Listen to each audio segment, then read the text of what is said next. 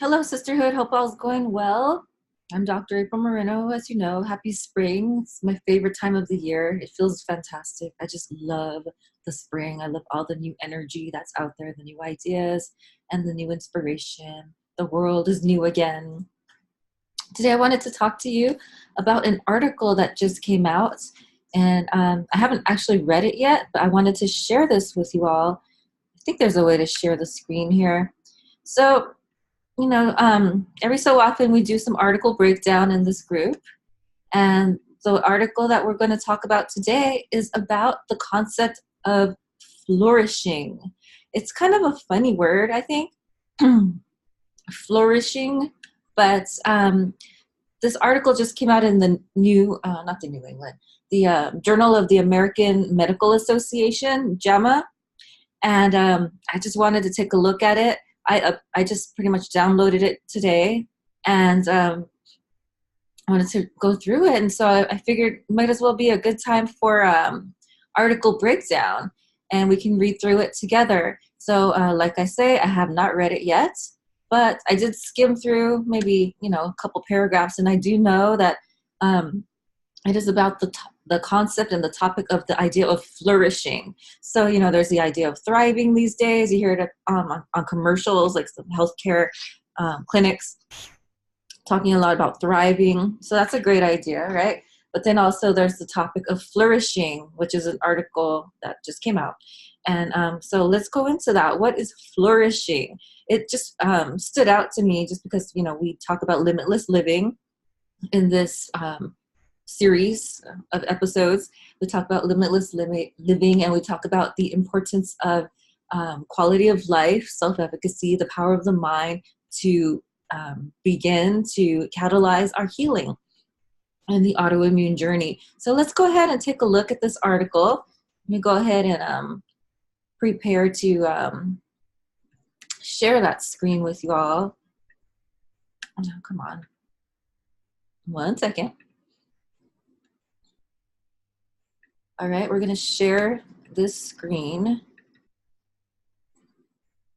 All right, so here, this is an article again from the Journal of the American Medical Association, JAMA Network, and it's about reimagining health and flourishing. So it's about the medical model of the clinician practice and how they monitor patients with a very reactive, damage control perspective of adverse outcomes. They assess patients, for example, for high blood pressure, glucose, cancer recurrence, things like that. Clinicians may equate absence of disease with health, okay? So without reading further on, I can already tell you that health is a little more than the absence of disease, okay?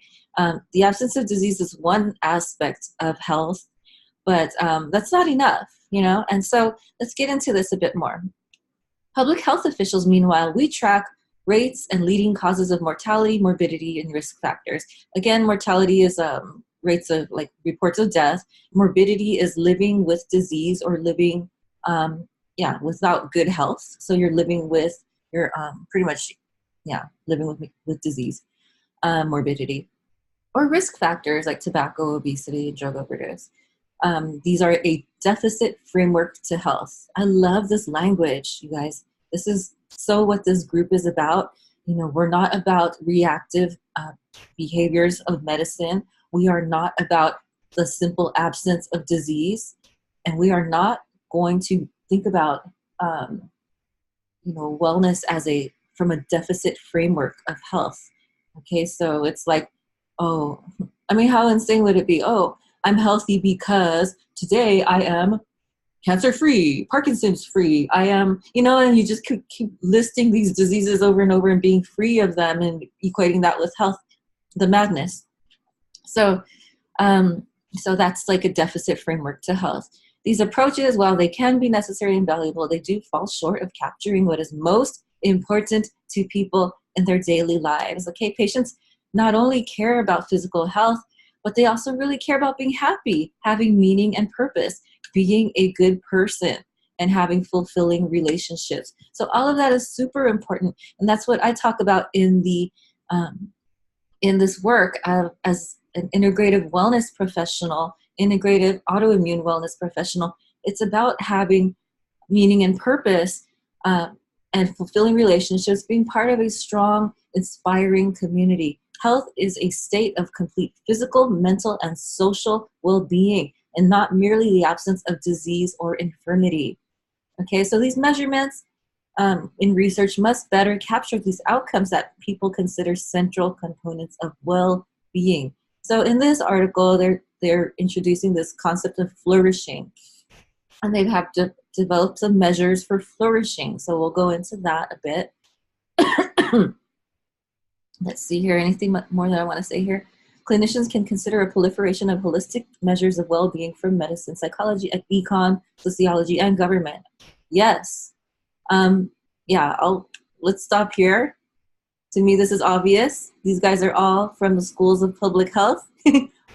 I love public health more and more each day because we do look at these broader picture, systemic, broader factors of what health means. And so that's public health for you. We look at well-being. We look at social determinants of health. And let's see here. Okay, so measurements for life satisfaction can sometimes reflect whether patients receive the care that they wanted, but they don't really talk about well-being so much. Yeah, social isolation, opioid addiction. Yeah, that's kind of what data often does in measuring patient experience or patient quality of life. But we don't really talk a whole lot about well-being. These metrics do not fully capture what people regard to as well-being. Okay, so they talk about the term flourishing, used for thousands of years, literally meaning to grow or to prosper, represents a powerful way to view health in its fullest sense. Okay, okay, so it's been discussed by Seligman in positive psychology, and okay, psychological well-being. So they do use that term flourishing in psychology. Okay, let's see what else I can talk to you about here. The flourishing index that they identify in this article divides universally desired factors contributing to flourishing into 6 key domains. These are happiness and life satisfaction, physical and mental health, meaning and purpose, character and virtue, close social relationships, and financial and material security. Okay, so in contrast to other measures that are not comprehensive, flourishing, this index addresses 5 universally desired domains that constitute ends, as well as a 6th, financial and material security, that constitute a critical means to secure them. So yeah, I love this. And so much of this is already tied to the concept of the different dimensions of wellness that we talk about in integrative wellness, right? So, we have it can go anywhere from 5 to 7 to 9 different dimensions, even 4. The smallest would be for me, it's spiritual, it's mental, it's physical, and it's mental, physical, spiritual, and social, I believe. Yeah. So there's 4 dimensions that I tend to often look at: mind, body, environment, and spirit. Those are the 4. And but then we can actually broaden it even further into these 10 dimensions of wellness, from a lot of what they mentioned, from physical health, mental health, financial wellness.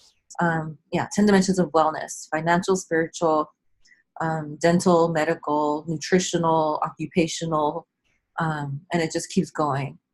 So there are all these different aspects, different ways to identify what wellness looks like. So I love this. So the Flourishing Index even identified financial and material security. This is not really a field of discussion you're going to hear too often from MDs, right? One of these guys is an MD. That's pretty cool.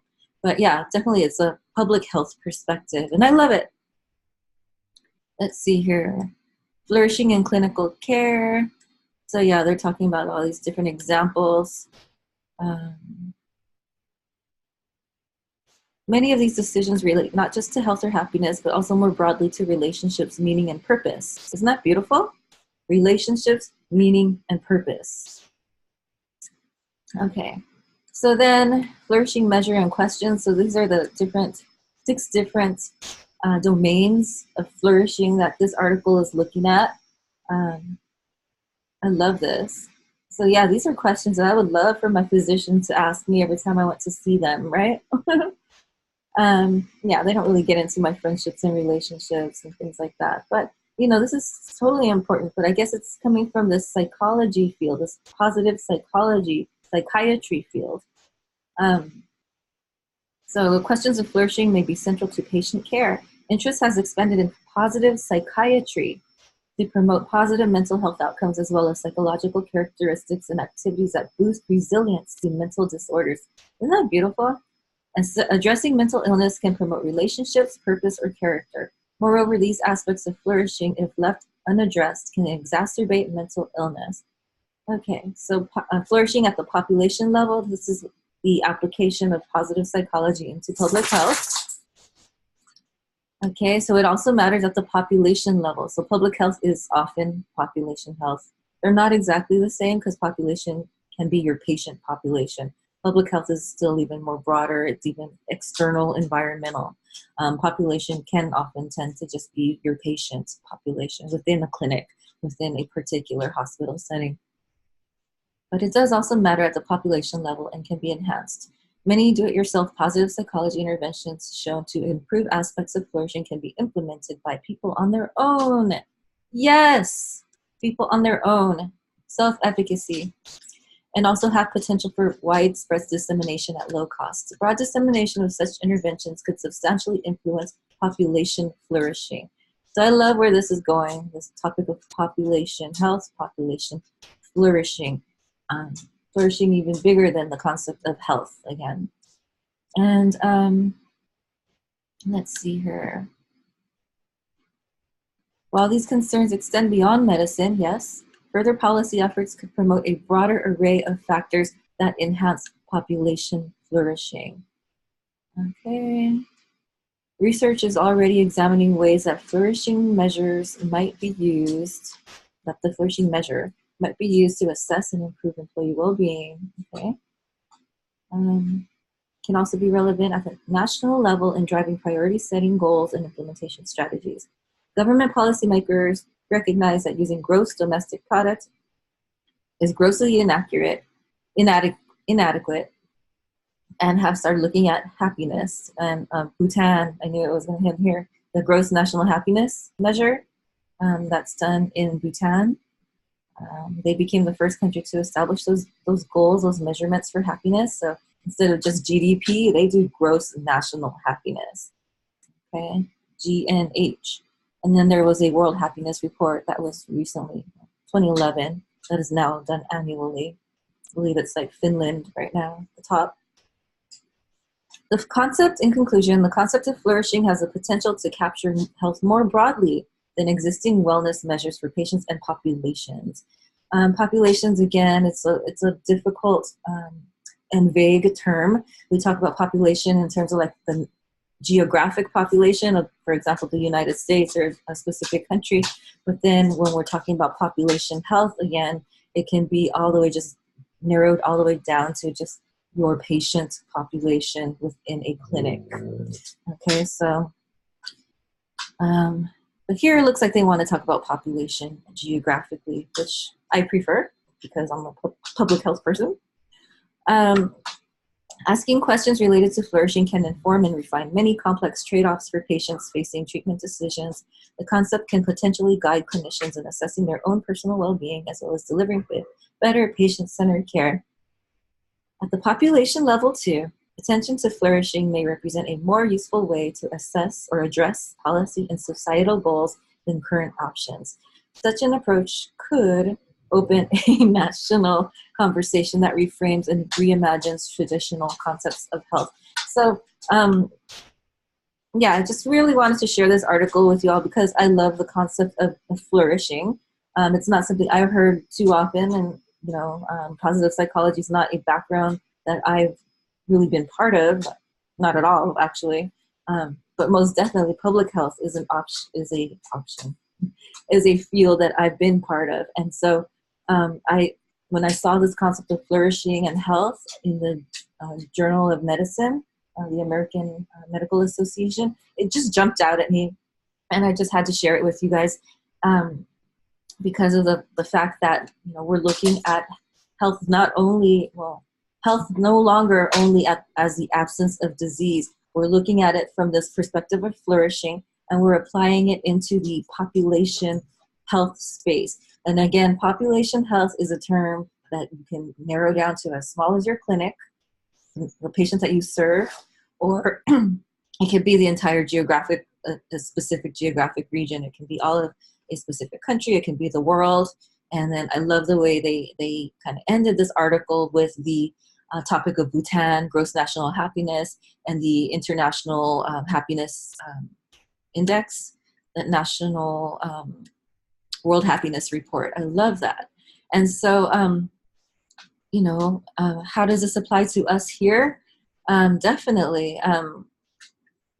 Again, I'm kind of putting my head over the article. I still have it here on the screen.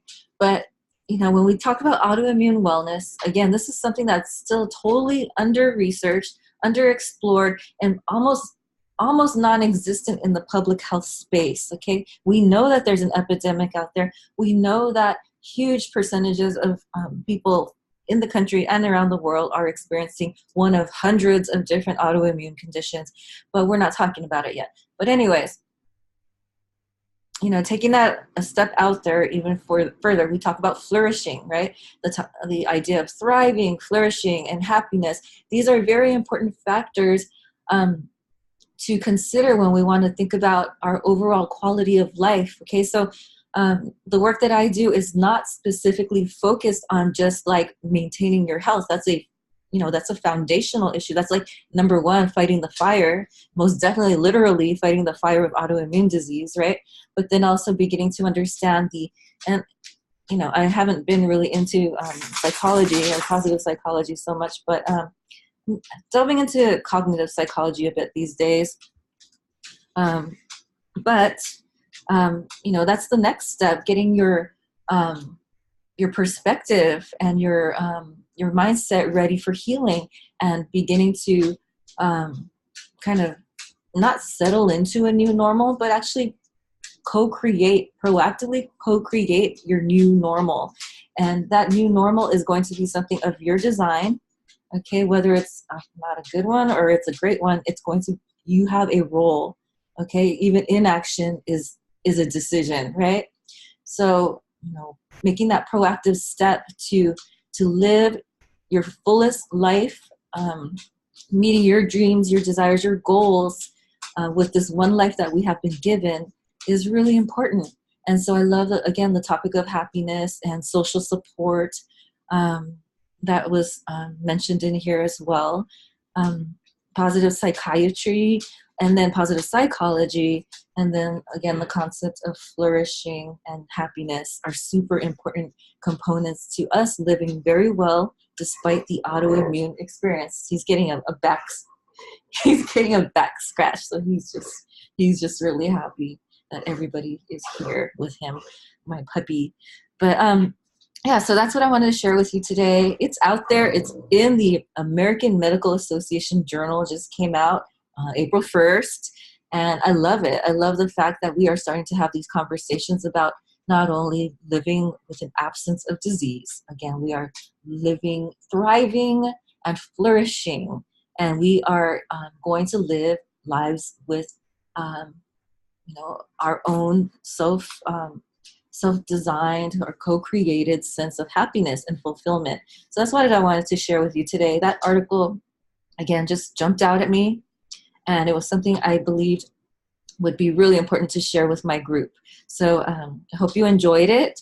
And if you have any questions about it, I believe I'm going to go ahead and share it with you all in my group so you can read it for yourself. It's just something really beautiful to see that in the clinical community, they're starting to have these discussions. And I say starting to, but again, this positive psychiatry concept of flourishing has been out for quite some time. But just to have it be part of the regular narrative out there is a beautiful step, and I fully support it. All right, well, have a good day.